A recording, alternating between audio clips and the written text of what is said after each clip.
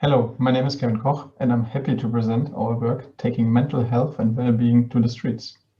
We are a multidisciplinary team ranging from computer scientists to psychologists, and my co-authors are Verena Tiefenbeck, Thomas Berger, Elgar Fleisch, and Felix Wortmann. Mental health and well-being issues are on the rise. For example, 320 million people alone suffer worldwide from depressions. Psychotherapy and the HCI community identified this as a major problem, and therefore they inspect scalable, often app-based solutions that are better integratable in people's daily life. We see another space that gained recently the interest to solve this major problem because people have plenty of time there and are in a controlled environment. It is the daily commute. Think about the leverage when alone in Germany, 68% of the population commutes daily by car. Although past research showed the potential of in-vehicle interventions, for example with breathing exercises, they however showed it only in controlled conditions, in a simulator or on a test track. Our study now explores the effect of in-vehicle interventions in the real world over a longer time period. What did we do? First, we carefully redesigned two established psychotherapeutic interventions for the application in the car. The first intervention was a mindfulness intervention. It was an active meditation or better guided thinking exercise that helped drivers to focus on their surroundings, the street and other traffic participants, and on themselves, the perception of feelings. The second intervention was a music intervention. Hereby, drivers had to collect a list of positive memories and songs linked to these memories.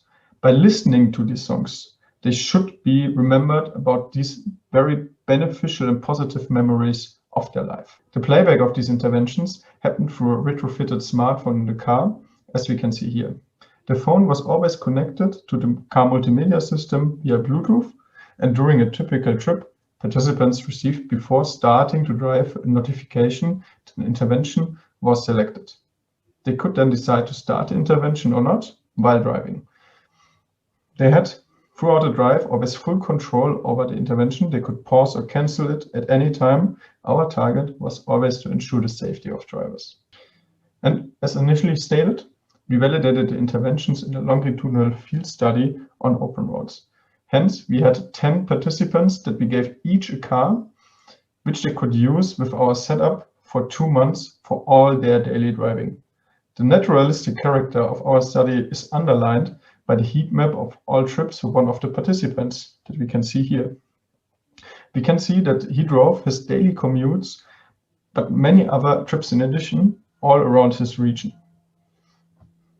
During the time of the study, we collected the effect of the interventions by using questionnaires that were as well delivered through the smartphone. The questionnaires asked about arousal or better awakeness, tiredness, and valence or happiness of the drivers. We used the affective slider before and after a trip, and after a completion of an intervention and while still driving, we used a voice-based questionnaire. The results of our paper are based on the analysis of these questionnaires plus semi-structured interviews with the participants after the study. First and foremost, we found that both interventions significantly improved in the short term the effect of drivers. Moreover, if the interventions improved the short-term valence, it lasted until the end of the trip. Hence, we believe that in-vehicle interventions can really help to improve driver well-being. However, the intervention effects differed. Whereas the music intervention was almost universally liked, the mindfulness intervention had an acceptance problem. For some participants, they just did not believe into it.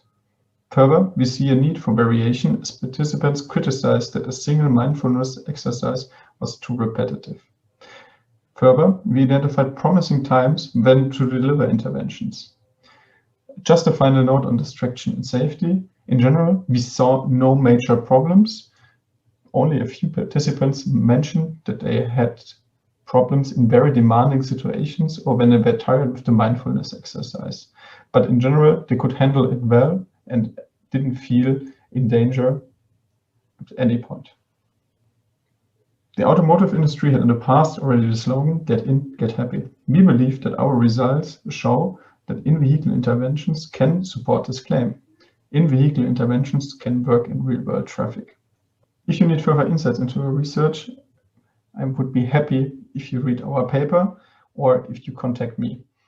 Thank you for your attention and enjoy KITE 2021.